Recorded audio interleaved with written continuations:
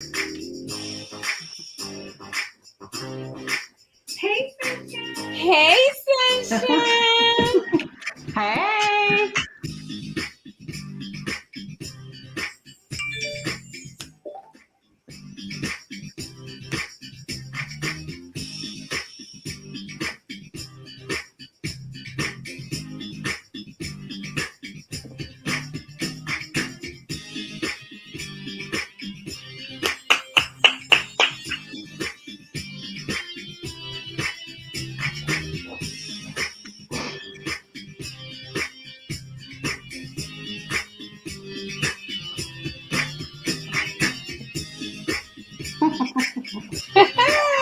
Welcome. Let's Hello. bang it on out.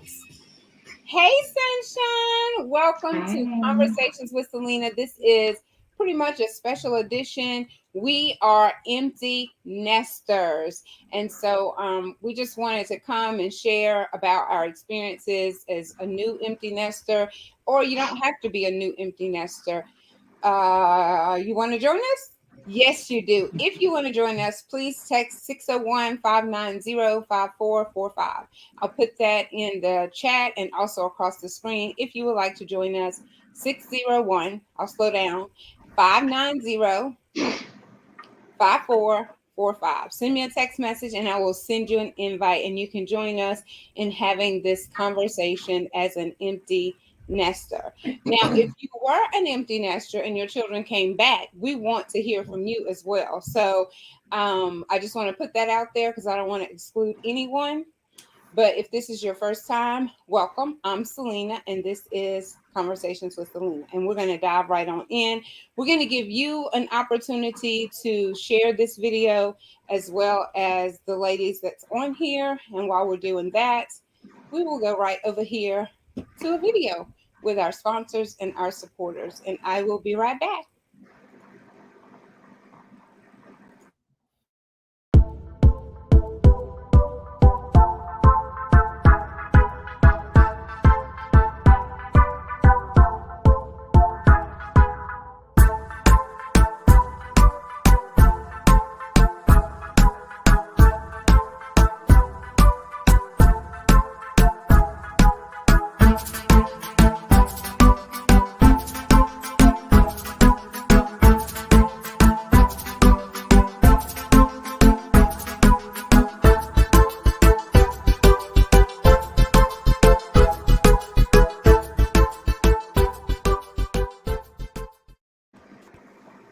All right.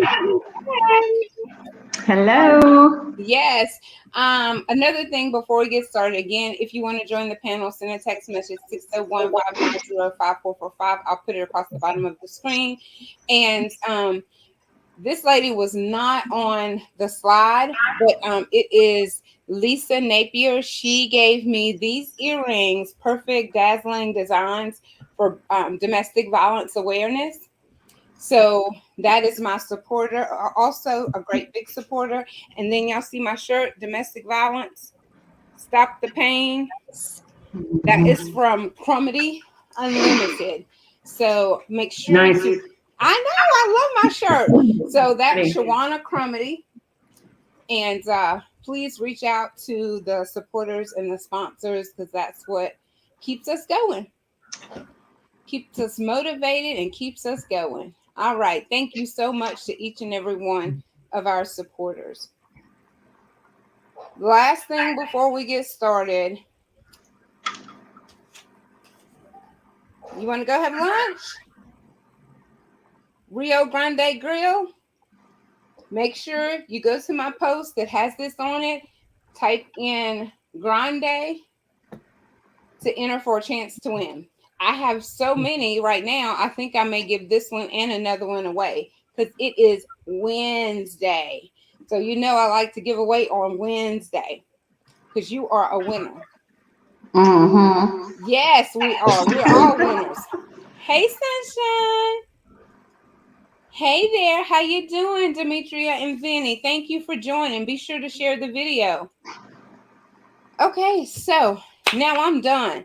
I'm relaxed. I just want y'all to know. I know I'm flying through the numbers, flying through the thing, but I'm ready to get started. We had to postpone this for a week or two, and so I am ready, ready, ready.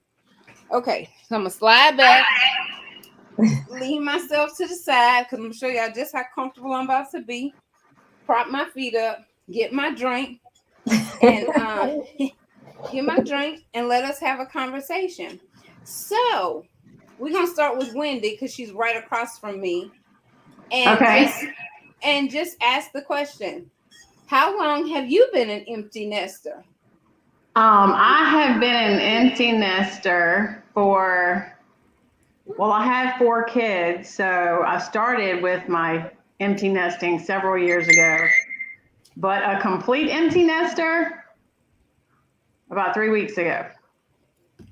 Okay, was it hard? It's still hard. It's still hard. Oh, so what do you do to take your mind off of it? I'm just sharing this on Facebook real quick. Give me just 1 second. Girl, I thought you There did we that go. while I was doing the video. No, boo. I didn't. I need you to Okay. follow. I needed you to follow instructions. I didn't do it, so I didn't follow either because I'm just trying to figure out what to do here. Okay, I'm sorry. See, what was your question? No, I know. I Okay, would. so 3 weeks ago. So what do I do? Well, you said So it's hard. So since it's hard, it's what do you do? it's hard. Well, I work. I work all day, and then I come home and I do schoolwork. And before I got my letters from Mathen on Saturday, I got like 5 all at one time. And but before that, it was hard. I would cry. I would have to pray because it was just really hard. I missed him, and missing Trevor, my other son. My oldest son passed away in May, so that kind of put me empty nesting from him. He had been away at his dad's for a while, but he did come back home for like a year, so that was hard. And so losing Trevor in May, and then Mathen leaving to go to the Navy in September was just really, really difficult. So, but I heard from him. I'm excited, and I booked my hotel and flight yesterday to fly to Chicago in December to go watch him graduate. So I'm excited about that. Well, we are excited for you. Yeah. And just to let you all know, we went to go visit Trevor today. So it was a We nice did. visit this morning. So We went to visit his grave, yeah, our buddy. our buddy. Yep. So anyway, And he hey, says, he's in a better place than we are. So he's at peace. He's at rest, yeah. enjoying a whole lot of good stuff. So right now, so we said we'll see you on the flip side, buddy. We will see you on the flip side. Save us a spot. Right. Yeah, that was nice to be out there with you this morning. I know it's really, really hard to lose him, and then for Mathen to leave, because Mathen's the baby boy. And not just going off to work, but going to the military, Yeah. so, and not being able to see him, talk to him. He'll be all right. But after he graduates, he'll be able to have his phone and we can FaceTime. Yes. So at least I'll have that. Thank goodness for FaceTime. FaceTime. That's right. Yes, thank goodness for the FaceTime. So, all right, let's see. Hold on, let me take this off the screen real quick. Hey, Life Coach Tanya, welcome. So if you want to join in, if you're an empty nester, or if your children came back and if they brought little people with them, we want to hear from you as well. So text 601-590-5445 to join. All right, ma'am, what you got to share with us about your empty nest? Well, make sure you introduce yourself. I'm sorry. Up top was Wendy, and then my name is Magali Fountain. Magali Fountain. See, that's a tongue twister for me. Magali Fountain. Did I say it right? Yes. Magali Fountain. All right, Miss Magali Fountain, go ahead. So I'm an empty nester. I have two girls. My oldest left when she was 18, but being that I had two, I was brokenhearted and all when she left. She left with her boyfriend, and then I still had the little one. So she stood with me until the age of 29 because she just left August 28th of this year. And everyone's telling me, basically get over it, get past this. She's 29. It was time for her to be on her own. But you get used to having them there with you. So she just left maybe 2 months, 2.5 months. I'm not sure how long ago. And it's still difficult. It's still hard. And it still breaks my heart when she comes to the house and she leaves. And I watch her leave in her car. It's like I asked my husband the other day, I asked him, when is this going to end? When am I going to stop feeling this hurt when I watch her leave? And he's like, I don't think it's ever going to end. I was like, okay, so I don't know. That wasn't the response I was looking for. I wanted to know Right. that one day it's going to get easier. Mm-hmm. But yeah, she left. She's super happy and excited to be on her own. And I mean, the joy that she has helps me to understand and to not always cry about it. So it helps a lot. But like I said, I only had two and they both left, one at 18, this one at 29. And it's been hard. It's been really Mhm. difficult for me because it's like I shared with you before on the phone, Celena, I knew this was going to happen and we want them to be on their own and to be responsible. But then when it actually happens, it's like we're caught off guard. Like, Right. I wanted this, but we thinking it's not gonna happen, and then suddenly it happens, and your child Mm-hmm. comes like, "Mommy, look, I have keys to my new apartment," and it's like, "No, no, no, wait, wait, wait! This is going too fast, too fast," you know? Mhm. Who said And you could do that? exactly, and so it was kind of heartbreak. It's been kind of Yeah. heartbreaking for me. Yeah, it is. So I guess mine might be a little bit different. I don't know. Y'all know anybody that knows Sunshine? No Sunshine. Nerves was bad with Sean and Joshua, and I fussed a lot. So I'm gonna be transparent, so y'all don't think the sun be shining all the time because it doesn't. The sun goes down, and then the moon comes out, and it's a little dark. And I wanted them to leave, but I didn't want them to leave, kind of like what you were saying. You want them to be independent and able to take care of themselves, and knowing that you raise self-sufficient young men. But at the same time, you question yourself if they're really prepared.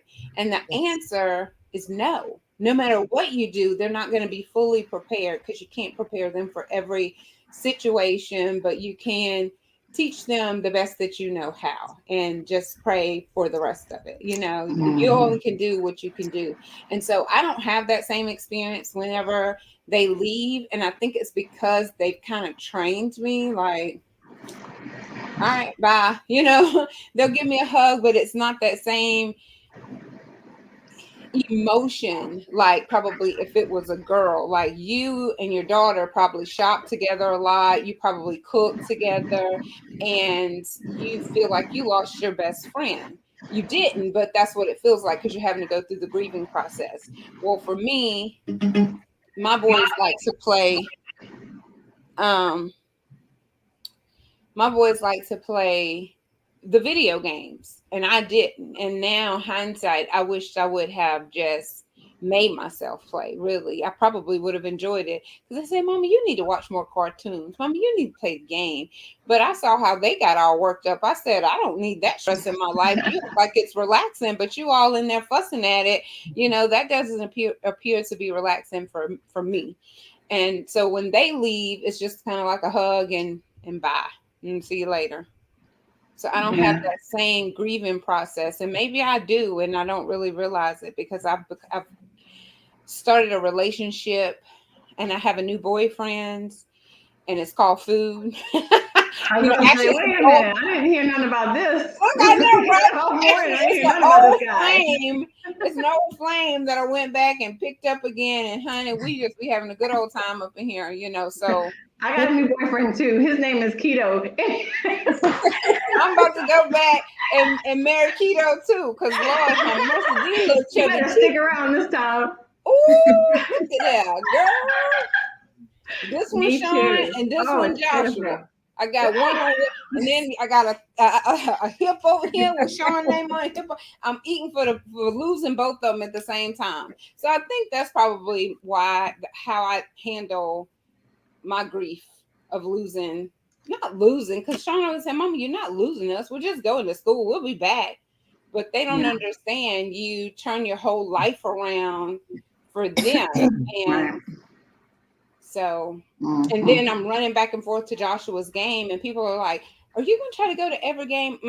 Yes, you know, because they don't understand. As a single parent, you want to be there for your kids, and so Right. I'm just trying to make sure nobody's asking to come on. That's the weather telling me it's bad. I know that, but anyway, thank you, weatherman. So let's see. We have Vinny said, I was excited. She must be talking about the boyfriend. Don't get excited, Auntie. Don't get excited. Now it's time for each of you to reconnect to yourselves. Yes, you are so right. That's all right. Yes. Yeah. Yeah. And mine is not a reconnection. I think mine is uh what do you first sight? What do you call that? Like I don't even know if I ever really knew myself. So it's all new for me. Yeah. Yeah. I kind of started that process for me after the girls moved out, and they've been out for a while. So, and then Trevor was gone to his dad's, and then it was, me and Mathen was, in high school, independent, so, but just knowing he was coming home every night was enough, like he's going to be here. And, but yeah, I started that kind of, who am I apart from their mom when the girls moved out. So that's been a long process, but this is a new navigation, because now it's like, now I'm just really by myself, and Mathen, it's like, it still hits me when I think like he's really not coming home. I mean, I moved into this house. He has a bedroom. Everything is here, is his stuff is on the walls, and he was gone before I moved into this house. So I was telling my friend Lisa was in town the other yesterday, and I told her, I said, "This is Mathen's room. Nothing is leaving this room. This is his room. It's always going to be his room, even if he doesn't come back here, because he'll leave from there. He has to go, somewhere else." And then she said, "Yeah, until he gets married." I said, "No, even when he gets married, when he comes home, him and his wife are going to stay in this room." That's how it's going to be. This is my baby's room, and that's not going to change. So, I was hoping he would be able to come home in December after he graduates, but he doesn't get to. So you don't even get to see his new room, but oh well. I sent him pictures. I sent him pictures. Completely changed the room. You did? You what? I had to completely change her Really? room. That's the room I'm in now. And she had it painted, the walls painted a certain color. Everything was like, it was her room for I don't know how many years, for years.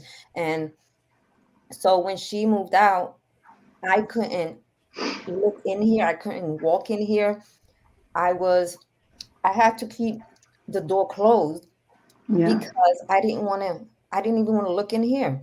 And I had to quickly, like, I could not leave this room exactly how she left it because I couldn't look in here without crying. I couldn't walk in here without crying. I'm saying, I know that this is weird, but the indent the bed and the furniture leaves on the carpet? I would see the indent on the floor and start crying. Because then I would Oh, say, oh, that's where my baby's bed was. Oh, that's where this was. yeah. That's where this was. And it would make me cry. So I Yeah. quickly, within maybe 2 weeks to 3 weeks, I painted the room. I I mean, completely changed everything about it. It's now my office. This wasn't my office. I made it my office, so I made it my own so that I will not cry every time I stepped into this room. Yeah, that's what I did after Trevor passed away. Like I couldn't go in there and let it be his room that he stayed in. I mean, I took the bed out, I painted the walls, I turned it into my office. I put, stuff for him on the walls and stuff, but I couldn't. There was no way. Like, and it was quick. I had to do it quick. I couldn't just wait around and do it. Mm-hmm. I understand. I had to do the same thing. It was like, and it was so, people told me that's so ridiculous of you, because your daughter just moved 20 minutes away. And I was like, no, it's not ridiculous. It's like when you only have two girls, one left when she was 18. So that was heartbreaking and difficult. But then I knew I still had my younger daughter. So she was with me. And like I said earlier, she left when she was 20, at the age of 29. Mm-hmm. So it was hard for me to just, for her to leave. Like that day, Yeah. I saw her excitement.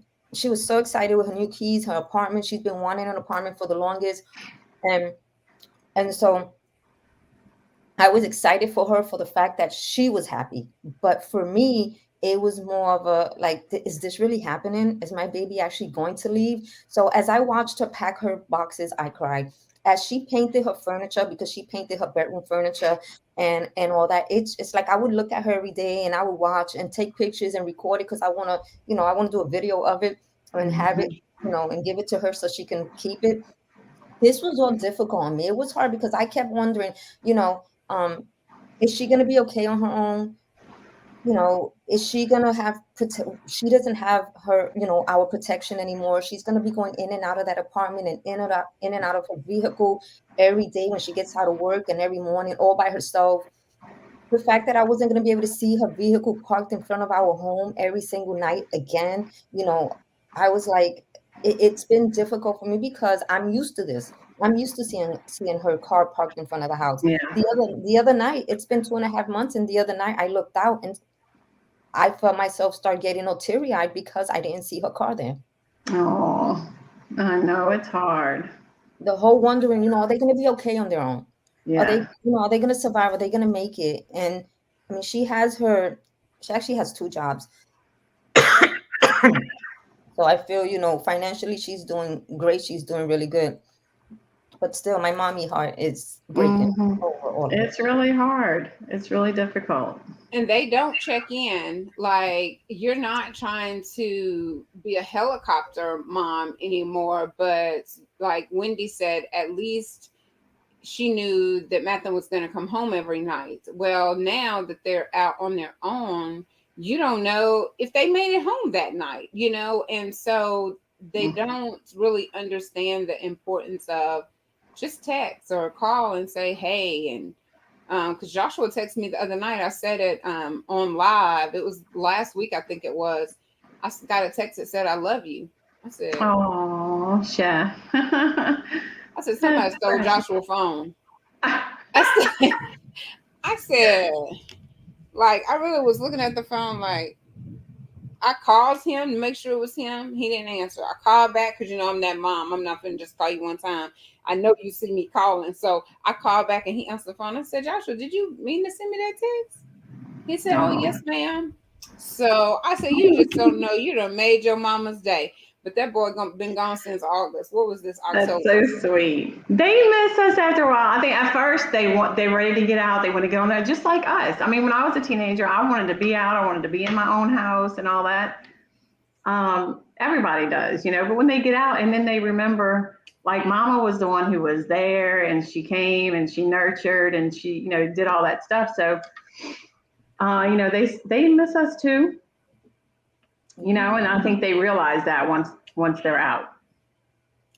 Yeah, and I think also when they leave, it forces us to actually realize and look at them as, oh no, even though they'll always be our little baby in our heart, but it forces us to look at them as an adult. They're now grown-ups and adults, and it's like we don't want to see that.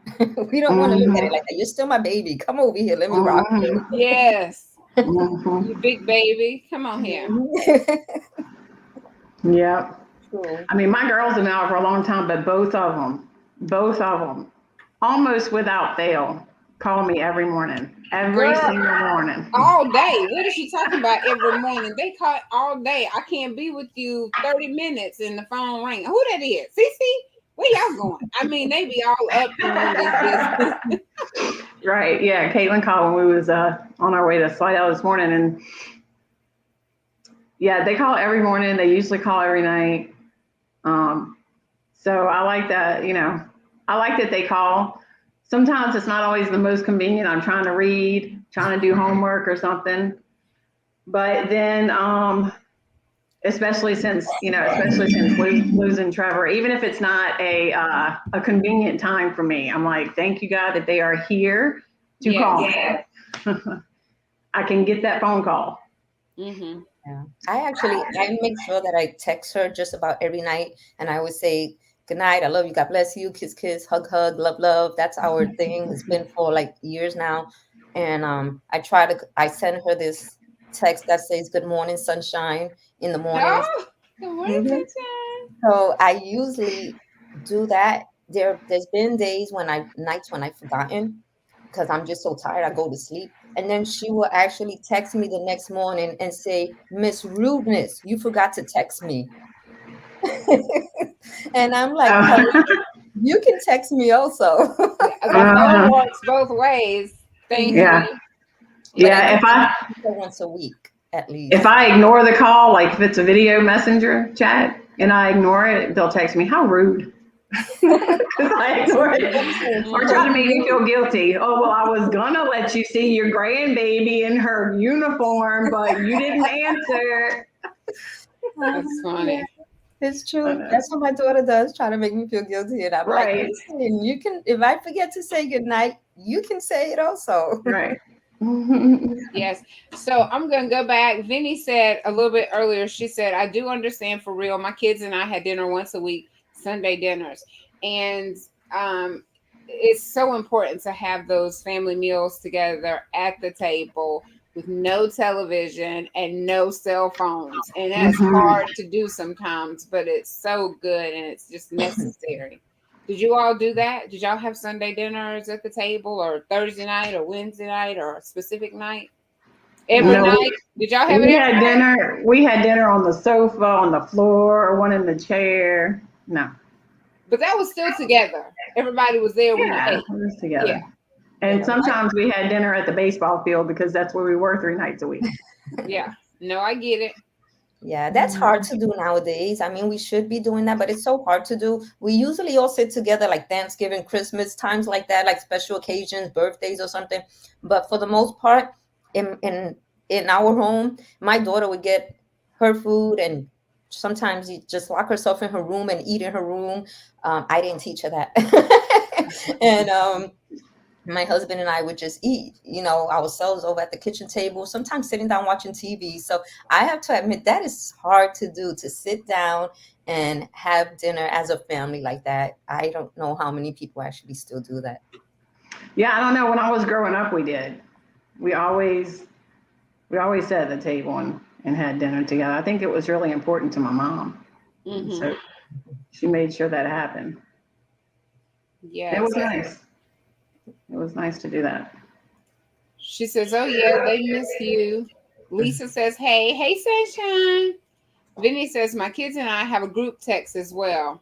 Yeah, we do that too. We have a group text. It feels like a Celena text because if you scroll back through it, it's just me. And I'm thinking, y'all are rude. Like, y'all are just rude. Don't y'all understand when someone texts, especially they paying the phone bill? Okay, I'm paying the phone bill. You could at least have the common courtesy to respond to my text messages. Yeah. Young men. Yeah, but they don't pay me any attention. We also have that group text message and we use it a lot. But my daughter just texted me. So, I mean, I don't really have many complaints when it comes to my girls. I see my younger daughter more than I see my oldest daughter. But she just texted like 2 days ago, like, I need a Christmas list. And she was shocked and surprised that I actually don't know what I want. When usually they ask me for a Christmas list and I'm like, I want this, I want that, I want this, I want that. And they're like, oh, wait a minute. I have nothing. This year, it's like, I don't know. She was like, she's telling me like, you know what they're saying? Everything's delayed, gonna be delayed. Christmas gifts are gonna be delayed. So she's like, if you don't tell me what you want now, you're just gonna get my love. I'm like, wait a minute. Oh, I'm like, wait a minute, that's a good thing, but I still want my gift. Mhm. Mhm. give me some love, but give me my gifts too. Yeah, Just it keep might it bring a real. clearer focus on the real reason for the season. We You're don't have a right. bunch of Christmas gifts to give each other, then we can be like, oh yeah, this is about Jesus. How about we, talk about that? How about, Sure, why don't we that talk would be about that? I would Look, like to try the children under the Christmas tree were like, "Who is that? Who you talking about?" Mm, mm, Yes, mm. girl, you'd be surprised. Yeah, a lot of them, huh? Yeah, that would actually be nice to do with the family. yeah. Hmm. Bake them a cake. I don't know if they want me baking anything. I'm not like I'm not the cook or the baker in the family. Probably not me either. My oldest daughter is a really good cook. She can cook anything. She can throw it together. But my ex-husband's side, they're like that. They can cook real good too. And I was like, well, you got that from him. The rest of the stuff, the good stuff, you got from me. But you did get that from your dad. Yeah. Yeah. Yes. Yeah, both my Um. girls can cook. They both can cook. They do pretty good. And my youngest, she used to cook all the time. And I'm like, she must have got that from her dad also, because it ain't from me. Yeah, it's definitely not from me. Sean made himself some spicy shrimp noodles or something the other day, and he took a picture of it and sent it to me. I said, "Look at you, Oh, some spicy shrimp noodle or something of that nature." But he said he was telling me he needed groceries at Joshua's game. I said, "What you been eating?" Well, I made some spaghetti and I had it yesterday and the day before. But kids, spaghetti does taste better the next day. I hate to be the one to tell you, so it's okay that you had it 2 days in a row. You're gonna live. You're gonna be all right. so I didn't come inside today. Do you have Rollo, or did Sean take him back Oh yeah, he's been back with where he belongs for with a couple Sean? weeks. Yeah, Oh, okay. I'm just the help. I'm only helping with the dog when you need it. Well, I'm kind of excited about that. I can come over and not get jumped. Oh Lord, hold on. You say you excited about it? You can come over with Rollo here. I just put him up. I know. I hate cage a dog though, just because I'm over there. So now I can come over there and not have to worry about that dog having to go in a cage in his little pen or whatever that thing was, Yeah, little the dog kennel. crate. Yeah, yeah. Hmm. So Vinny said that we had dinners after they moved out and started their families. Oh, that's nice. Hmm. Yeah, that's real nice. Yeah, that's cool. Hmm. We sometimes do like barbecues, or my youngest daughter likes to do family things, so she would have family game day or stuff like that in the backyard. So, but now I'm looking forward to her inviting us to her apartment and having dinner over there. I actually said to her, she's like, "Mom, you haven't came back over here. What's going on?" And I was like, "Well, are you going to cook dinner for me? Because I don't want pizza every time I go to your house." I was gonna say, has she invited you over and y'all had dinner and stuff? Not dinner yet. She's had friends over for dinner and her sister and stuff, but I haven't been over there yet. But I did make sure I told her I don't want pizza next time. I'm so tired of it. Yeah. Uh-uh. Y'all I hear don't that have weather any. out there? That's I don't crazy. have any groceries, huh? That weather's getting pretty bad out there. Yeah, it's not that bad over. I mean, I hear it, but it's not that bad over here. I don't think it's probably we're moving this way. we're But supposed to yeah, have I really bad have weather no tomorrow. groceries in there. Like whatever is in there needs to go in the garbage. So that part has definitely changed because we had more cooked meals, and now that it's only just one person, I don't really. And I need to go to the grocery store because I want to start dating keto again. Yeah, well, I went to a meat market out here, and they have pre-made like stuffed bell peppers, and they were so yummy. And they had the stuffed sweet peppers with the I guess it's cream cheese and bacon on top of it. And all of that stuff was really good. And all of it's pre-made, so you just got to put it in the oven and cook it. Where'd you get it from? Johnson's Meat Market. It's where GTM used to be. Yeah, I saw it. Yeah. So, I mean, they have some groceries in there, but they have pre-made things like stuffed bell peppers and the stuffed sweet peppers, and they have other stuff that's pre-made besides that too. But I was like, well, I'm gonna just try this, and I cooked the stuffed bell peppers the other day, and they were so good. So I think I'm gonna go over there tomorrow because a lot of the things that they have are keto friendly. Yeah. So I was like, I'm gonna go over there tomorrow and say, hey, can I just tell you, like, this is what I want for this week? Put it together for me, and I'm gonna come pick it up. Girl, you really gonna ask the meat market to meal prep for you? Yes, I am.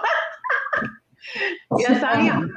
Well, let me know if it works because I need to order. Tell them to make it ×2. Okay. That might make it better. Because I literally don't have anything in there. And so tonight we got the shot. I felt funny for a little bit. Yeah. And then I felt a little nauseated, I do think. So, and I said, I think you need a couple days off. Girl, don't start. My coworker said, I told her, I said, I feel funny. She's like, don't start. I said, I'm serious. She says, oh my God, put your big girl panties on and get to work. I said, but the system's not even working. Oh gosh. But I did. I tried to work, but our systems weren't doing what they needed to do today. So we'll see how I feel in the morning. But I did go get pizza, and I'm tired of eating just on the go. That's what it feels like. And you think about $10, $15, $20 that you're spending, that you really could have things available to you and stop just eating that one meal. Because once you eat it, that's it. There's no leftovers. I mean, it's just not, right. It's not wise. And so I want to definitely get back on track. Because look, got Sean and Joshua right there. Them chubby cheeks, they got to go. Hey, so when I was reading the letter from Matthew the other day, he said, Mom, don't forget you said you was going back to CrossFit. Don't talk about it, be about it. I was like, oh, Lord. No, he didn't. That's why he can't say nothing to them children. They will throw it back up in your face. He was like, don't talk about it, be about it. I was like, I'm going to have to be about dropping 20 pounds before I make my way over there in December. So he at least do some kind of change. He'd be like, see, I've been doing it, but the whole time I've been gone.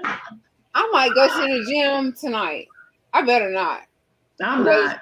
The weather's bad, so I ain't even gonna tell that story. Yeah. So I really like doing it at home. I work out at home this morning. It was good. Well, yeah, you told me. Well, congratulations, girl. You told me that. Thank you. That's awesome. Maybe I'll do that tomorrow. So Barron says, hello, ladies. How y'all doing tonight? I hope you all have a blessed night. May God be with you and with yours. Thank you. Hello. I know, that was sweet. Thank you. So yeah, this was good. I wish someone would have come on that went completely empty nester, and then they came back home.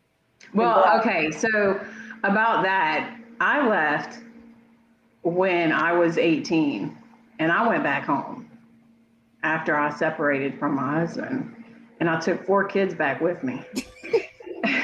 And I remember, good thing my mama had a big house, but I remember watching this comedy show, and the guy on it said, he was saying something about, don't worry, mamas, when your babies leave, they coming back and they bringing a bunch of them with them. And I was like, that's true, see, it's not just me. Mm-hmm. But I did, I brought 4 back. And that was a big adjustment, because once you've been out on your own, It's hard for two. It's hard for a mom and a daughter to cohabitate because I got my own way of doing my things now that I'm on my own, and my mama still had her way of doing her things. And so I know that she was ready. She probably would have been okay with the grandbaby staying, but she was ready for me to go. Yeah. That's why, as much as we miss them, it's best that they stay. They survive out there on their own because it everything changes once they leave. Yeah, Mhm. I yeah. want to ask Wendy a quick question. So Okay. when when you were completely an empty nester and you watched your kids leave, and also when you came back home, how did you feel? When I came back home from where? Like maybe visiting them or seeing them and then coming back home and realizing, oh wow, I'm an empty nester, no one's in the house. That when they first left. All right. We do have bad weather here. Okay. Well, I was just like, when my daughter left, it was so unreal and so heartbreaking for me.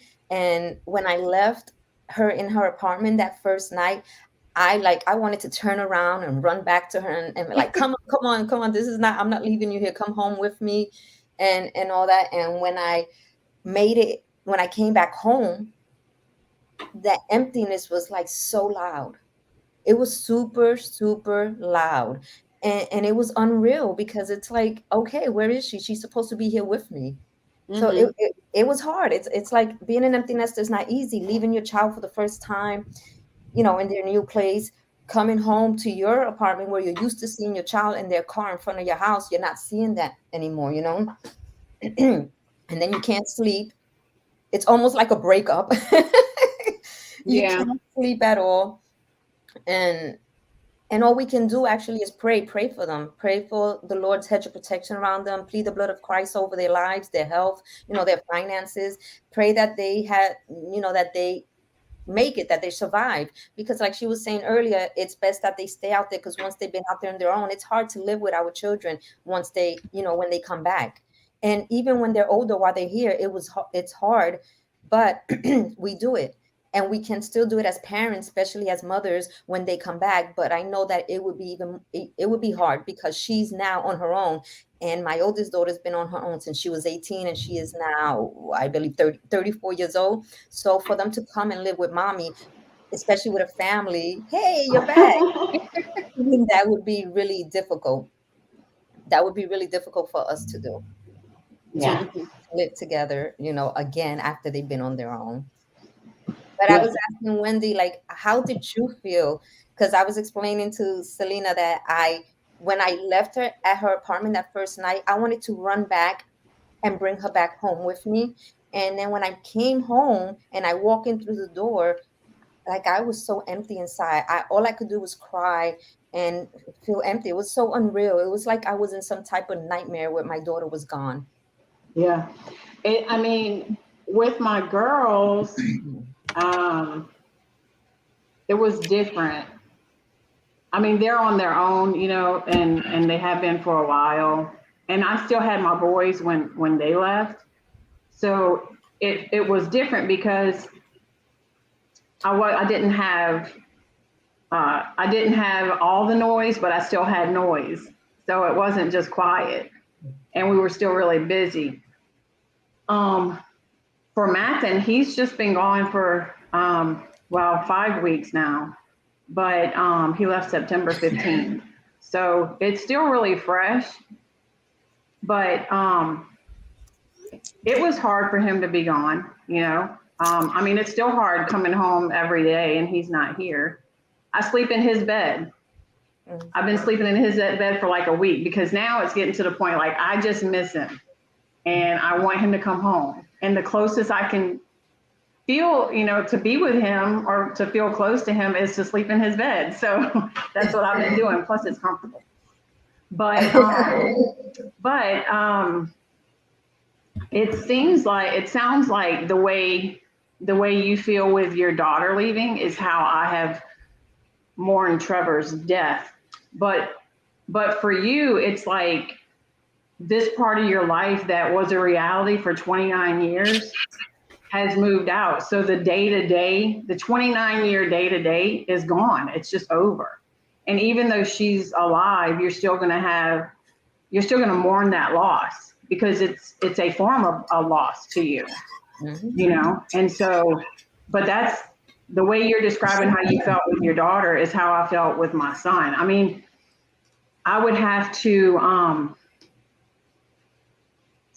I could feel myself going to a really dark place. And I remember pulling up in the driveway at home one day, and I just wanted to go into just this depression. I felt so sad. And so I was sitting in my driveway, and I could feel myself begin to go in that place. And so I left my house. I went to the store. I did anything I could to break the place my mind was trying to go in my sadness. And, but, you know, it's just whether your child leaves home, it's different because you still can talk to her, but it's still a big loss to you, you know? So that loss is just more like how I felt with my son. It was it still is a deep loss. The biggest thing that gives me peace about him is that I watched his struggle before he passed away. So I know he's at peace. He's not struggling anymore. And it was hard to watch that struggle. So, you know, that gives me peace. So in looking at your daughter, you know, you could look at it. And like you said, she's doing good. She does well financially. She's on her plate, you know, at her own place. So that's where you get your peace. You know, she's doing great. And, you know, you're happy for her, just like, even though I miss Trevor, I'm happy that he's not here struggling anymore and he's, you know, in a better place. So, but I still deal with it when I come home. I can't even imagine that, you know, the pain of losing a child. But one of the things that helped me is exactly what you just said. The fact that I was sad, I was getting depressed, I was, you know, going through, I didn't want to be in my own home, and the depression, it started hitting me really strong. But I started thinking like this: some parents don't have the option of seeing or calling their child. I still can call my daughter. I still can, you know, visit my daughter. And when Oh my goodness. are y'all okay out there? That's a storm. So, At so least it when didn't say tornado because I was about to go jump in the tub.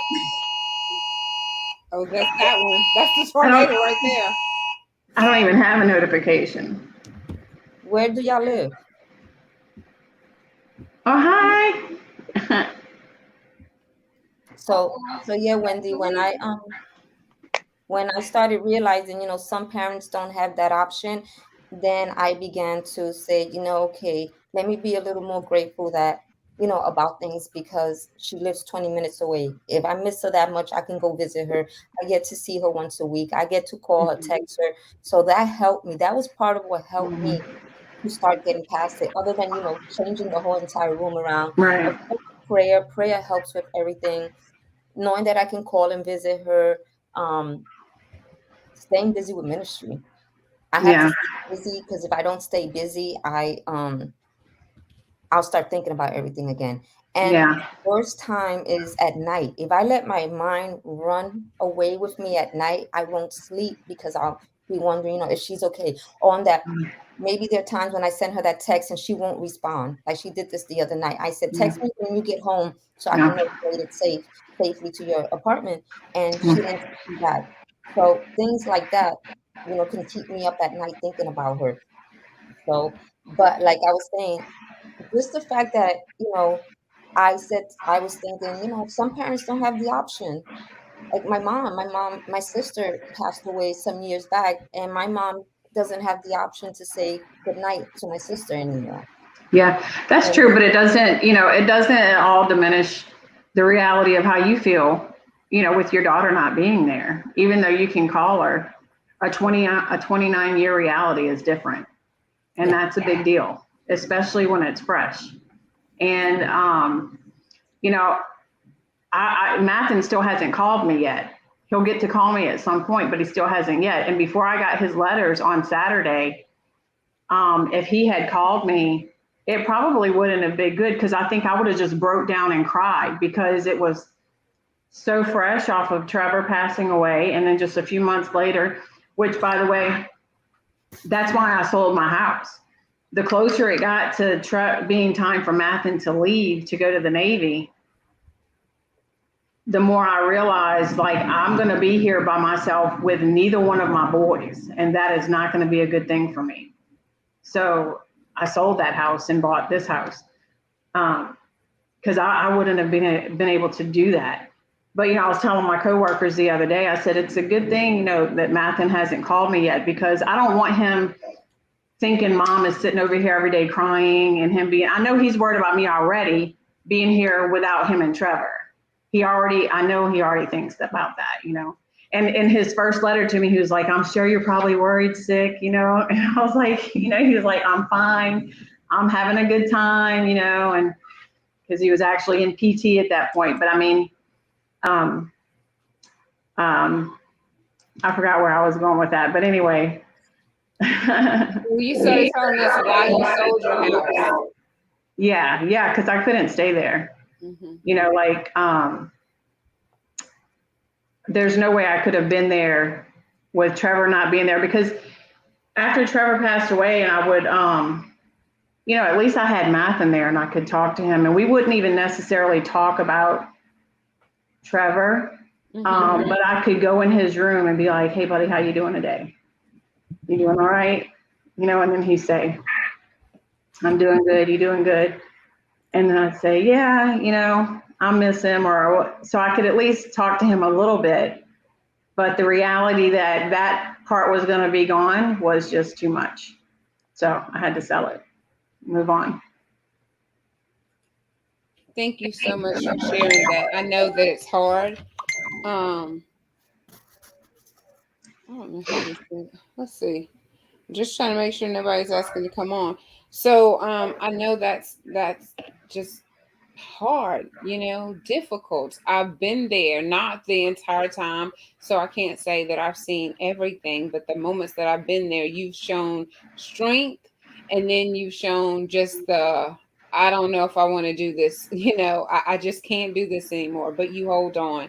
And so you show your children what it's like to hold on to your faith, even if it's by a little bit of piece of a string. That mustard seed faith is what you show them, that I might not know how I'm going to get through this. I just know we got to. I know I have to, because you still have those grandbabies. You still have your children that's left here that's going to be dependent on you. And you are one of the reasons that Sunshine is still showing up, because I tell you this and I try to tell you that today, and I cannot believe you're like, what? I did that? Yes, you did that. But you were in a space where you asked God, Lord, I've lost hope.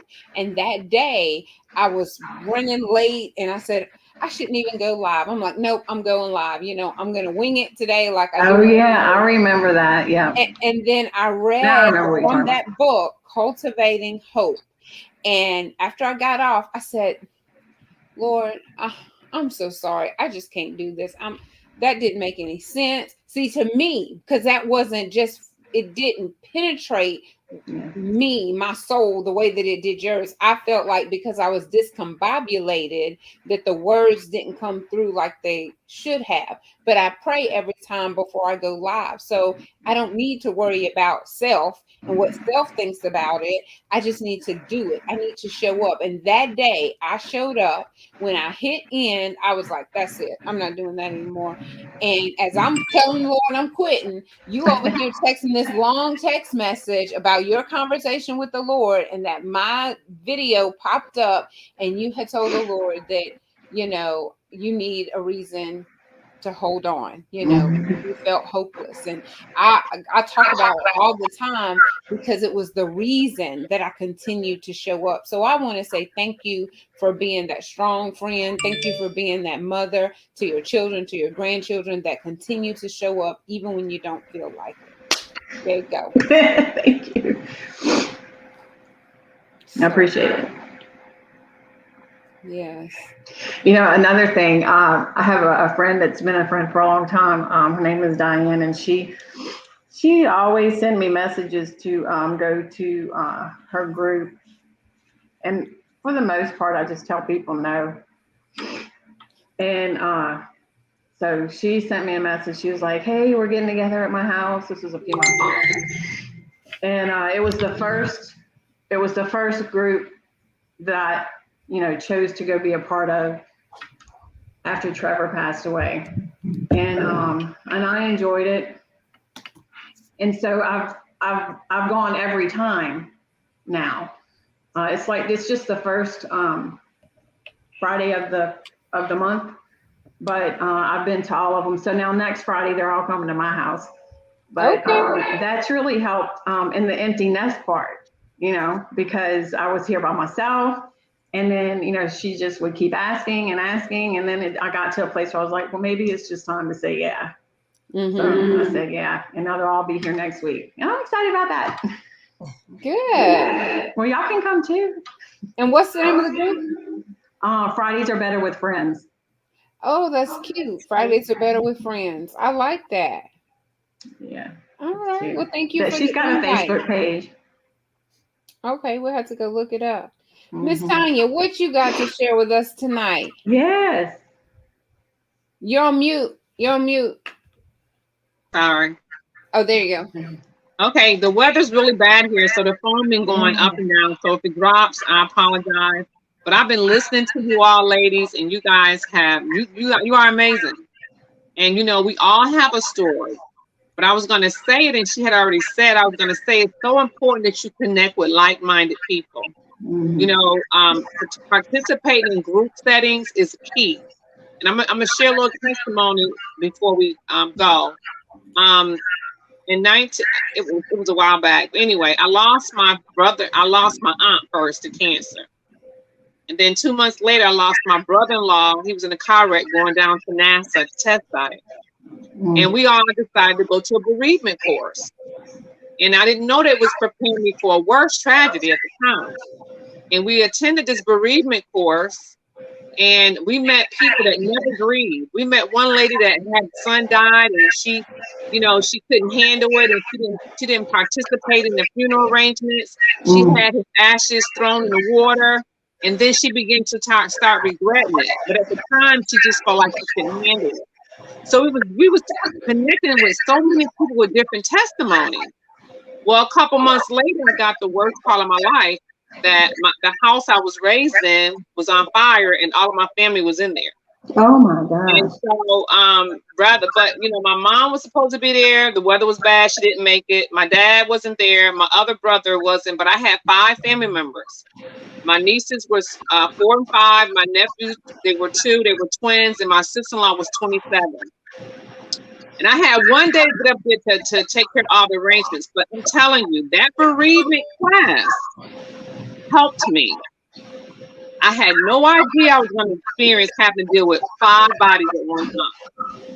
And so a lot of times we don't understand, but connecting with people helps. And so I applaud you, women. Even the one that, her daughter is gone, but yeah, you said a key thing. She's right down the street. She's not, but it's still an adjustment. It's still, you got to go through a process. But for those that's listening, that kids are still at home, and even if they're young, you have to really start working on preparing for the future. You have to start, you're never going to get there. And I'm not saying that, but it will help some people, because some people lose their mind when their child leaves. Yeah. Some people have to go into a mental institution when their child leaves. And so I had to prepare myself, because I was a teenage mother. I was 15. My son was my life. But I understood that I had to prepare myself. And then later on, I got married, and so I have another child. So my son is 41 and my daughter's 29. But preparing myself helped me, because he was my life. And so I'm so glad that you all are saying it, because you guys are helping other people that's getting ready to go through this it's a transition. It is definitely a transition. It's a transition. And I think that, you know, talking about it helps, and having these support groups help. And I applaud you all for getting on here, sharing your story, because not only you're going to feel better, you're helping somebody else that's going to go through it and even know they're about to go through it. Right. Right. So I just wanted to share that, you know, the only thing I want to say to the one that lost her son, God bless you, but thank God you have another one. And as Celena said, you have grandkids. Oh, what a blessing. And that will give you strength. On those days when you're in the bed and you're crying and you're all alone, you want to give up, when you think about them babies, that will give you hope, because they need you. Yeah. They need you. It does give a reason. I mean, because there are days, I've come close several times, like texting my boss, like, it's just not a good day. I'm just not gonna make it in today. But I have to choose to get up and live. And I mean, there's been days that I've laid in the bed and I've just cried and said, God, I need you to give me the desire to get up and live today. And he does. You know, that's powerful. That's powerful. You know, when I lost the 5 people, it was my brother. It was his wife and all of his kids. And the whole time I was with him, and I had a funeral, and I had a blind girl to play the piano. I put stuff in the paper.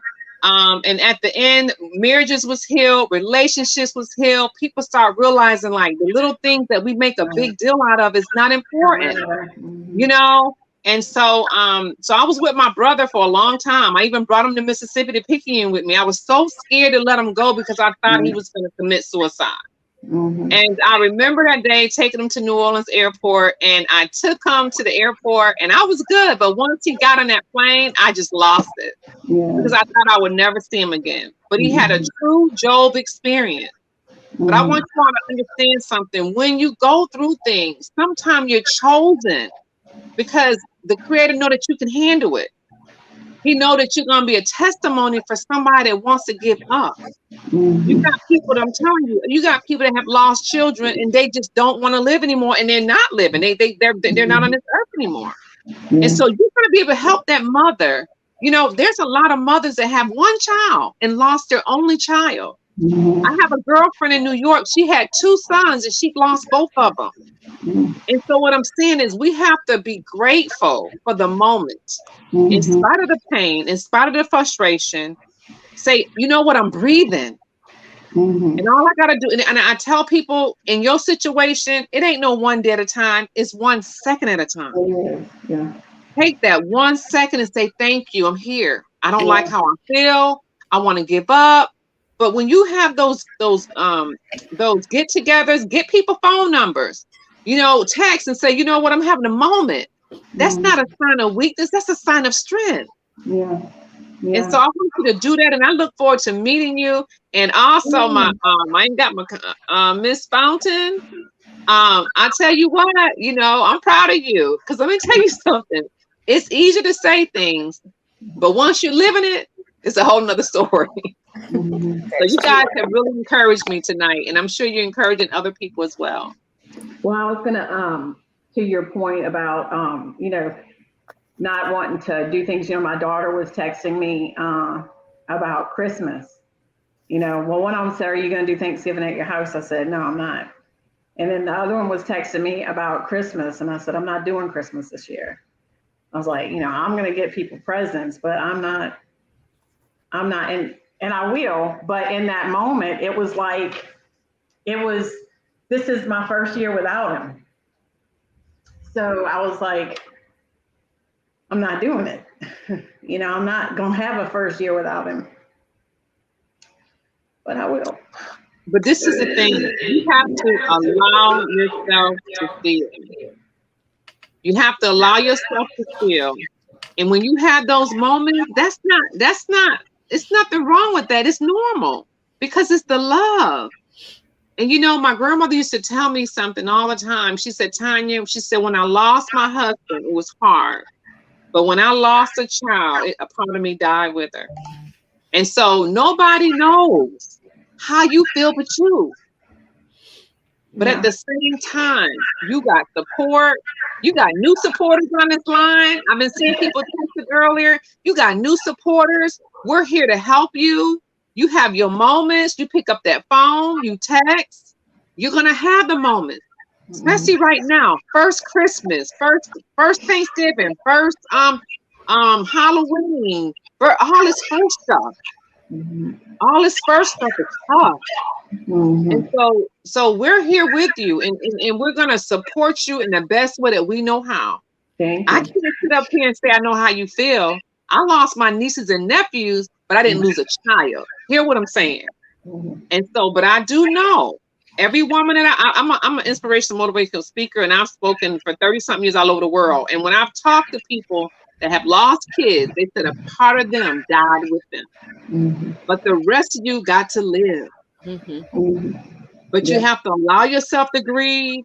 Don't let nobody tell you, you can't grieve, but we can't let you lay down and die either. Right.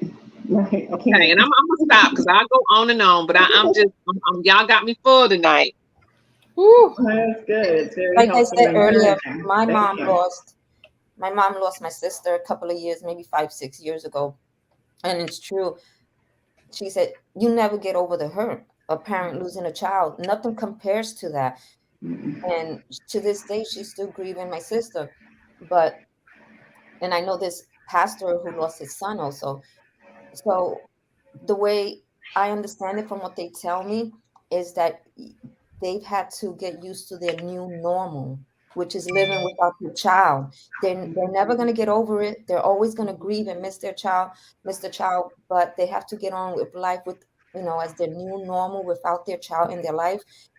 And it's hard and it's difficult from what they say to me. I've heard, because I know quite a few people who have lost a child, but it's not something that they get over. They get past. You don't get past that. It's your child. Yeah. Give me chills. Yeah. Oh Lord. You okay, Celena? Yeah. It's hard to see your friends hurting, to have known the child as a child. I didn't just meet him as a young man. I met him as a child, and we went out there today, and it's just I just want you to know that if you need me to do something, I know I'm not always here, but I'm here. And that's another thing. I'm gonna suggest that you get you a phone log. I mean, like a log or a notebook or something, because this is the thing. So much is going on. You may be at that moment and you may call this person. They may not answer. You know what I mean? And then you may need to call somebody else. But I'm telling you, when you need somebody, do not hesitate to reach out. Because it's the stigma on that. That's not a sign of weakness. That's a sign of love. And so we gotta go. Some people can grieve and learn the new part of life in years. It could be 2 years. It could be 3 years. We can't tell you how much time it's gonna take, but we can tell you that we will be with you through the process. No, I appreciate it. No. And don't ever think like a lot of people feel like, oh, I don't want to bother them. I don't want to bother someone else with my stuff. No, yes, it's not. First of all, it's not bothering us. And even if you're thinking like that, go ahead, bother us. Do it. We're all, especially women. We have to be there for each other, for one another, and be able to support each other. If you're hurting, then I'm hurting. Yeah, I'm gonna cry with you. And if I mean, where do y'all live? I live in Pinckney, Mississippi, but I have a camp out here in Poplarville. I'm taking care of my elderly mom and dad, so I have a camp out here in Poplarville. Yeah, I'm in Florida, so like, wow. We can exchange like phone numbers, Facebook, text, whatever, call, and we can help each other. I can't be there, apparently, unless I'm gonna go to get on an airplane, but that's not gonna happen. But I can be there, text message, phone call, Facebook. We can Zoom, we can do whatever, and be there. That's And awesome. it's not bothering. We should never So look at listen, lady, this is a new normal. This is a new norm right here, the virtual environment. Yeah. Yeah. exactly. Yeah. And and to me, you have no excuse. Because you could be in the comfort of your own home. You could have we don't know what the bottoms look like that y'all got on, not to throw y'all up underneath the bus, but you don't even know what you look like from right here down. That's And so so true. you can always show up. Just be careful when you jump up. Everything is in place.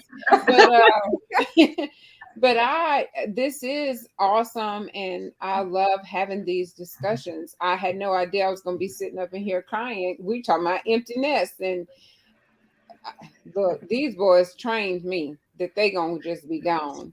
And I remember when I had a miscarriage. So, and this is a baby that I never met, and how hurtful and how painful it was, because as a mother, you give birth, but you have that bundle of joy at the end of it. But when you prepare for a child that you're never going to meet, that's also hard to deal with, and something that you never forget. You never forget that moment that they walk out, especially when they're so cold. And they were very cold at this hospital. She just walked out and she said, "You basically knew what the results were." But I had kept hope alive because the first doctor said that there was no heartbeat. She said, "But if you want to go to the hospital to, get a second opinion, of course I do. Maybe you just missed it." And that lady was not nice when she came out. So a loss is hard, especially when you're attached to it. You're attached to it and you have to pass it. um It's okay. It's okay. You need to get it out. You need to get it out. And when you get time, I want you to read my book that you got. There's a section there where one of my co-authors, she went through a miscarriage. And so I think that's gonna really help you when you read that. But it's okay because you need to let it out because you're human. yeah. And and I feel like some of the things that you go through, you really attach yourself to your kids, probably way too much, because you're overprotecting them, because you don't want them to experience some of the trash and garbage that you had to go through. And so when they do leave, you're like, "Oh my God, what am I going to do with myself?" Because I've been so busy almost smothering them, trying to protect them, that when they break loose, honey, they ready to be gone. They like, "You done smothered me long enough, and I'm ready to be free." Not that they don't love their mother, but honey, I tried to FaceTime them earlier. They didn't even answer. I'm like, "Don't y'all know I just went and got the vaccination? I'm going to need y'all to act like y'all care and check on your mama." You know? Lord have mercy, but they are who they are, and I love them. I just wanted to also say, and then I'm gonna give the floor back. But when Sean graduated, I almost didn't make it to his graduation. And I never forget Dorothy Brown. She made sure she got me from Oxnard, New Orleans, to Picayune to make it to his graduation. I told them doctors, if y'all don't get this stuff up on my arm, I promise you I'm gonna take it out myself. I was threatening them. Y'all are not fixing to let me miss what I've been waiting for That's right. these 12 years of school. But it's like I didn't have the opportunity to enjoy the transition like a healthy mother would have. And I have a lot of mommy guilt. And I say this on a regular basis because I guess I'm still dealing with it. And I haven't really truly forgiven myself for some of the things that I feel like were mistakes. But I wasn't there to help him in his transition.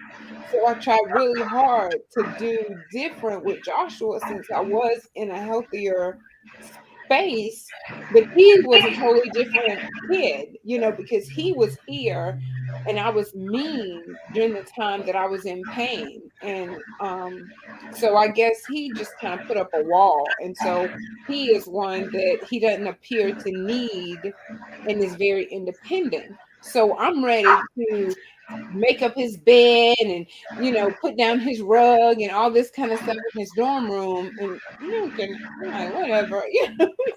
And it bothered me, and he didn't realize that it bothered me so much because I really wanted to experience this with him, and we ran out of time. He's like, Mama, we got to go over to the field. So we sat the stuff down, and then we had to leave. And so those transitions with neither one of them really happened with me. And so you have yourself hyped up because in your mind you envision what these things are going to look like, and they're nothing like that. So Yeah.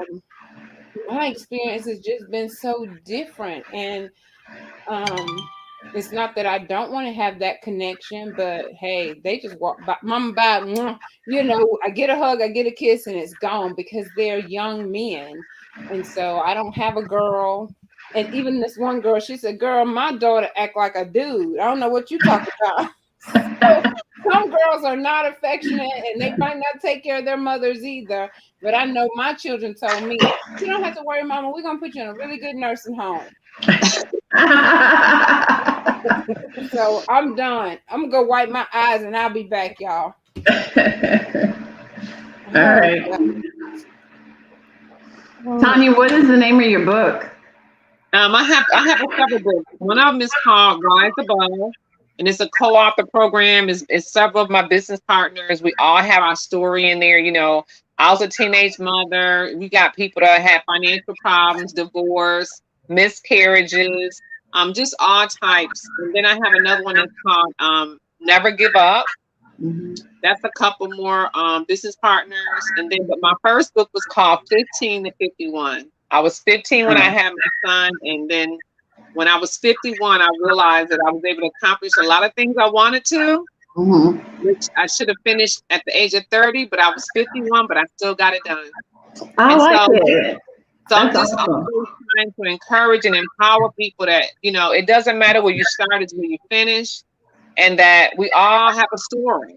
We all have a story, and we're either going to have a story or we're going to die early. And so you guys are wonderful. I look forward to communicating with you guys. It's just a blessing to see women come together across the, you in Florida, and where are you, Wendy? In Carrier. In Carrier, okay. I'm in Picayune, but right now I'm in Poplarville at the camp. It's just awesome that we can all come together and encourage one another, because right now I'm taking care of my mom and my dad. My dad has early dementia. My mom is a breast cancer survivor, so she has a really bad case of neuropathy. I don't know if you ever heard of that, but some days she can walk and some days she can't. So I decided to build a camp right next door to them. I'm on 3 acres, and so this is where I'm at. I'm in an RV. But I look out the window, and if they need me, I'm there in 3 minutes. That's where I'm at right now. But I work for NASA. I'm a contracting officer for NASA, but my passion is empowering people. That's cool. Well, you're good at it. I started back when Trevor, my son actually died of a heroin overdose, fentanyl, but he was addicted to heroin for about 4 years. And I watched him go through that horrific struggle. How old was he? He was 23 when he died. Sorry to hear that. Thank you. But he, he hated it, but his body physically couldn't live without that or something to try to keep him from doing it. It's an addiction. So that was the struggle he had, and ultimately it ended up taking his life. But when I found out about it, I started going about a year after. I started taking classes at the river to become a nurse, but I wanted to understand scientifically, like, what is it doing to him? Because I knew he hated it. Like, I held him when he cried in my kitchen floor, like just feeling like he was trapped in this hopeless situation he'd never be free from. And so I wanted to understand the mental the mental thing. You know, what is it doing to him? Why does it have such a stronghold on him? So I started taking classes for nursing, and then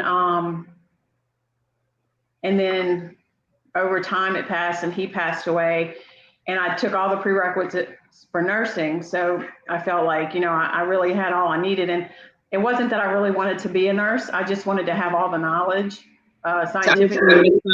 To understand your son. Yeah, so I got that, and then so now I've switched my major to humanities and political science. So that's what I'm pursuing now. So I still have 2 years left before I graduate, and but I'll be 51 when I graduate from college. That's a whole nother story about going back to school. You know, I didn't go back.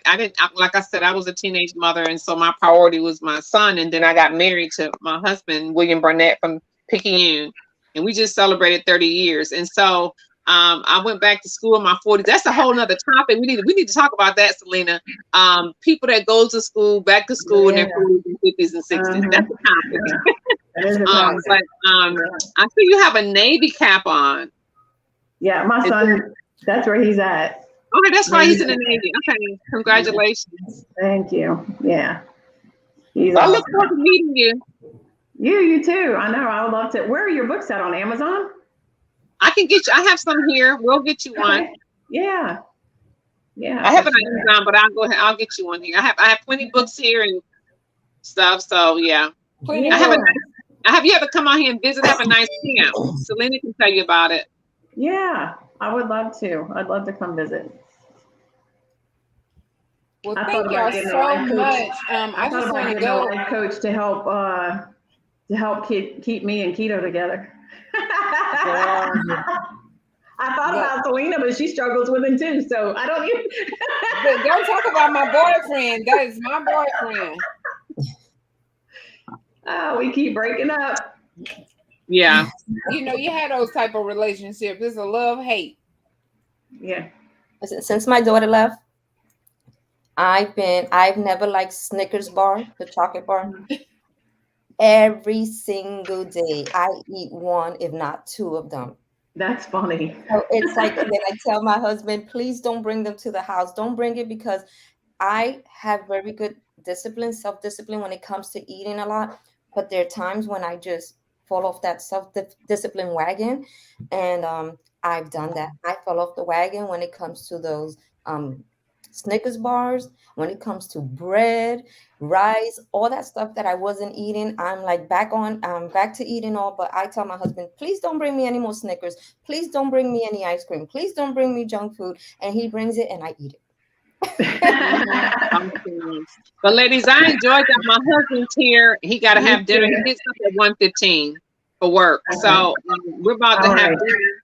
But I look forward to connecting with everybody. And Celena, let me tell you something. I applaud you, honey. You're doing great things, and I want you to continue on. And I'm here. Any kind of way I can support you, I want you to know that I'm here to support you. Thank you so much. And thank you for hopping on and sharing with us. Okay. All right. Y'all have a great night. Did you all have anything else you wanted to say before we close out? I actually wrote down some advantages of being an empty nester. Okay. We didn't discuss that. So I was like, I thought about some advantages. For me, I'm like, my house is always clean and fixed. It wasn't before. That's one huge advantage, because I have OCD and I can't stand when things are out of place. So now it's like, clean, fixed. Don't really have to do much every day, but, stay on top of the kitchen, because we do still eat. We have a peaceful home. There were times when there was no peace, because y'all know, even though we love our kids, it's not always peaceful. So we have a peaceful home. I'm trying to get my paper. I wrote them down. Oh, my hubby and I, we can talk, have conversations. Oh, well, we want to argue. We can argue without worrying about my daughter over, hearing our conversation, our arguments, or walking in. There were times when we were trying to have some serious conversations, and all of a sudden I could hear her open unlocking the door with her key, and it was like, okay, it's all over and done with. We can't even talk anymore until we have free time again. So for me, some advantages, we can walk around with or without clothes. Can I say that on here? Yes, yes, you can. That's funny. We can lock our door and have our intimate time without worrying about being interrupted. So there Right. are some advantages, and one of the other advantages is that I have my space back. Even though I miss my daughter, I have my space when it comes to like my refrigerator. It used to be slam packed with all her stuff. Okay, all her stuff. So when we would go food shopping, it's like I had to make room for my stuff. Uh, Mhm. my laundry room, he likes to buy. He likes to like stock up on stuff. So the laundry room, you could barely walk in there because all her stuff was like everywhere. So I look at these as advantages, that I'm like, okay, now I can walk in, I can see the floor in my laundry room because there ain't a bunch of stuff on the floor, that she Mhm. like toilet paper, napkins, paper towels, all types of stuff, she just likes to buy and have so that she's not always running to the store. And Mhm. as women, even though I'm not a cook, I don't like cooking, I don't like being in the kitchen. And now I have my kitchen to myself because there's like, that's something that we want to have there. There were times when it was like, this isn't my kitchen, this is my daughter's kitchen. So Mhm. there are some advantages to Yeah. having a house, to being an empty nester. Let me take this out of my mouth. I can't talk with this in there. So Mhm. there's some advantages of, and there's a lot more, I'm sure, but those are the ones that came to mind quickly when I was like, I need to Mhm. write these down before I forget. Because Yeah, Right. and I'm glad that you did because I wanted us to go over the, being sad about it and how we transitioned and how we've been grieving, but also Vinny put in there, we need to get y'all out the house. I mean, we do go to work and we do have some outings, but it's like really adjusting to life without all of your children's stuff. I told Sean, I said, I think I'm gonna turn your room into my office. He said, it's your house. I was like, do what? I wasn't expecting him to say it to me like that, but I guess after all these years, this is my house. I'm gonna need you to do. But I also told them it was our house. That's the reason that I had it. But in my little roll my neck and roll my eyes time, I'd be saying, y'all, look, listen, this is my house. I pay the boss. I pay the cost to be the boss over here and, and throw it out there at them all the time. So Mhm. there are advantages because like now when I should be going to the gym and dating keto and doing all that because it's time for me to get control over what I have control over, Right. and I can change those things. And so all this time I blamed, I got these children and I got to cook. Now what's my excuse? Couldn't find my earrings. They didn't move them. They didn't move them when they were here. But I'd be like, y'all ain't seen my earrings, So you do have freedom. The laundry is not going 24/7. When you clean the kitchen is clean. And so you do feel good, but you wanted all of those things plus them. yes, You wanted all of those things plus them. But I do want to encourage any parent that has small children, please enjoy your babies.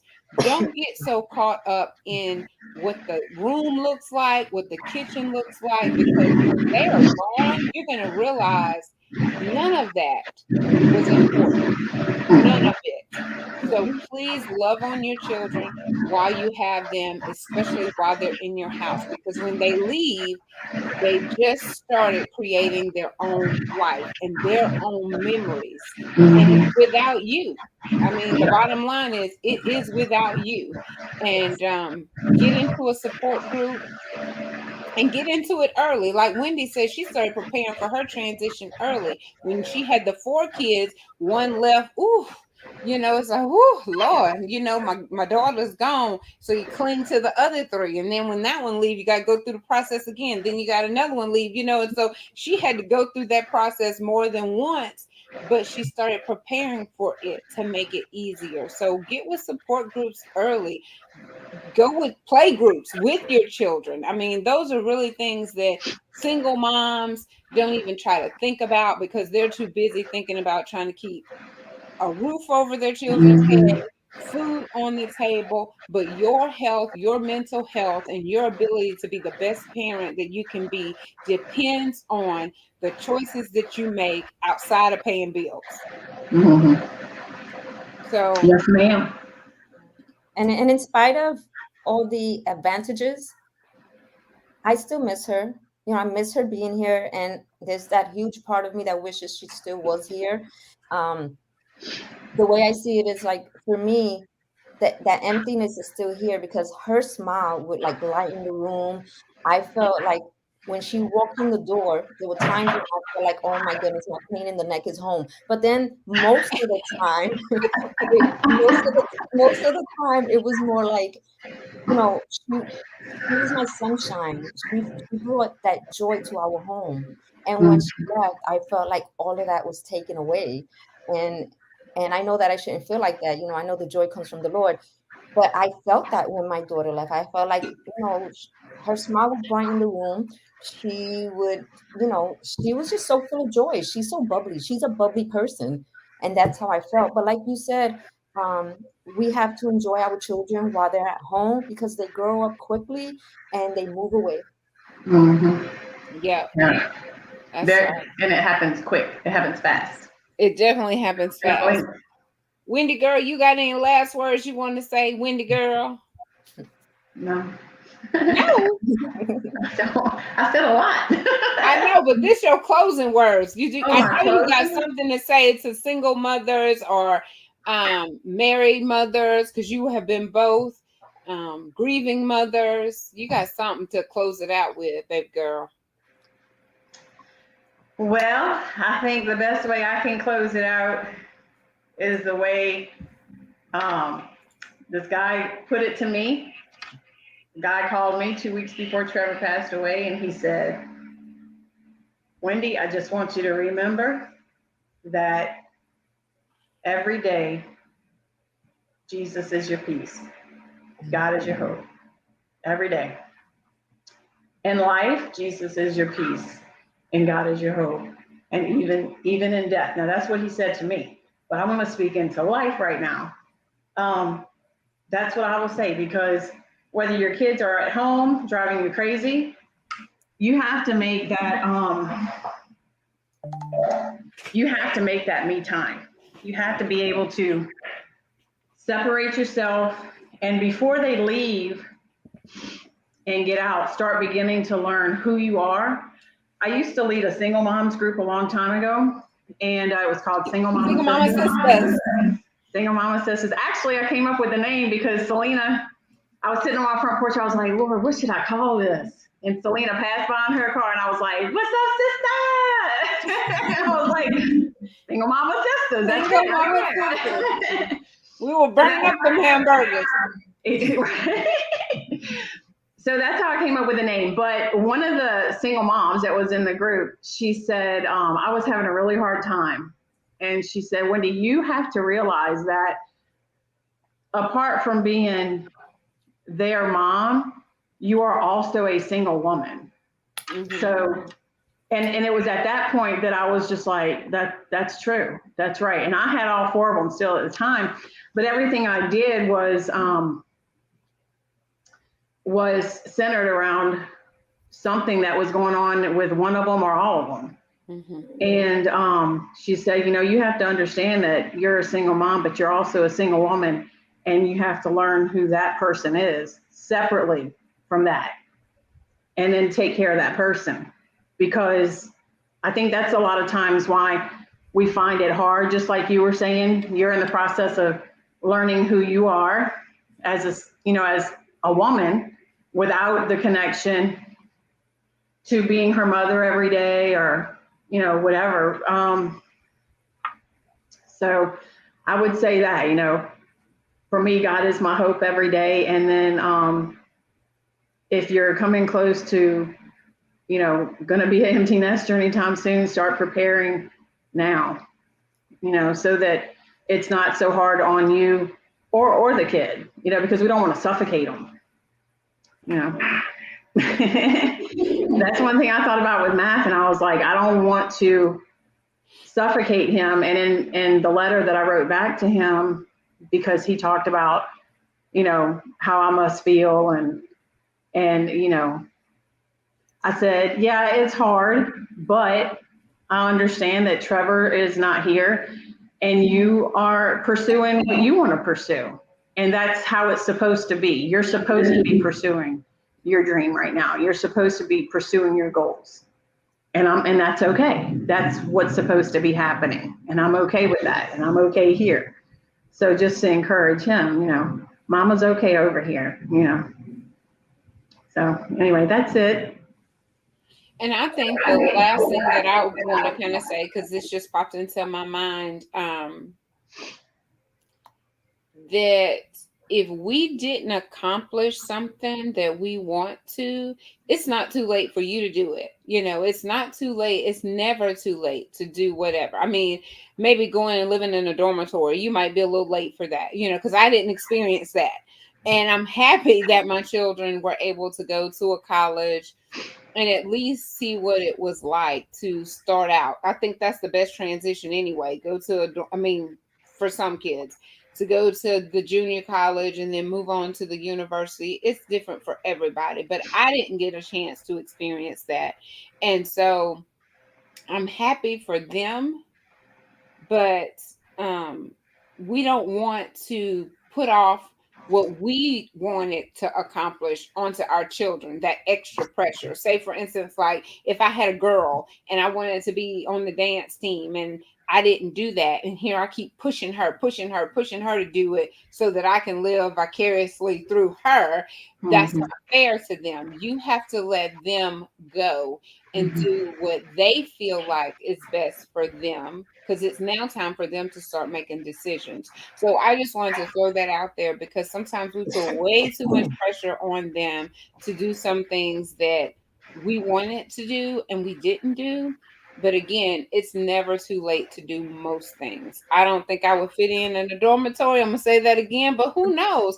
I don't look like I'm 49 years old. I might fit right on in with the other kids. Put my little afro puff up there and gone to class. How about that?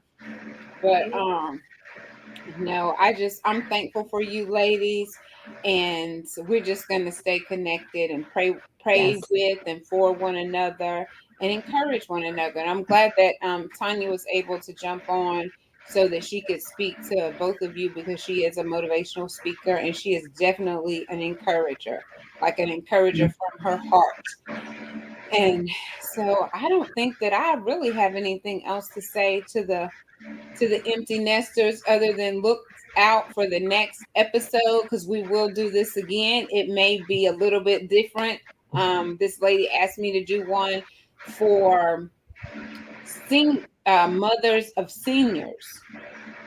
She said because people kept telling her how expensive it was going to be to have a senior, but they never really helped with breaking it down. So now she's faced with all this stuff and it's very overwhelming for her. And so next year she's going to have another senior coming right behind. And so she's trying not to just bump her head completely. So she said, can you please try to do one on what to expect for seniors? And so I'm like, okay, we can pull that together. I think so. We've all been there. I told her the first thing, because she was concerned about maybe doing more, not doing more for one than she did for another one. But I told her what's important to the one that's graduating this year may not be important to the one next year. So you can't say, I got you a Letterman, so I'm going to get you a Letterman, because the baby girl may not even want a Letterman. So give them the list, because now you know what the list looks like because you have a senior, and tell them to rate things by importance to them. So then that would help her. So that was one thing that just popped in my head. But I think if we get another panel together, we'll be able to shed some light. Like I said down there, these are personal experiences that we're sharing for information and educational purposes, because our testimonies, we know they bless other people, and we overcome by our testimony, but it also blesses others as we share. So thank you, ladies, for sharing. I have enjoyed this tonight, and I think we'll be back Sunday at 6 with Church Boy. That'll be the very next one, Sunday at 6, Church Boy. That'll be Sunday episode of Conversations with Celena. So please meet us back. If you feel like you would love to be a supporter of Conversations, there's my Cash App, my Venmo, Conversations with Celena on Patreon. Just go right ahead and bless Sunshine over him. So I can continue to show up. So someone told me I wasn't saying it enough, so there it is. I have to be obedient. So I think that's it. All right. All right. It was good. It was really good to meet you. Yes, it was nice to meet you. So I'm gonna click the end button, but y'all don't click the end button. Just hang on 1 second, okay? All right. All right. All right. Well, thank you all for joining. You all have a wonderful Wednesday evening. We will see you in the morning, if the Lord's will, 5 o'clock a.m. for the morning edition of Conversations with Celena. And you all call someone, tell them that you love them, and keep it smiling, sunshine.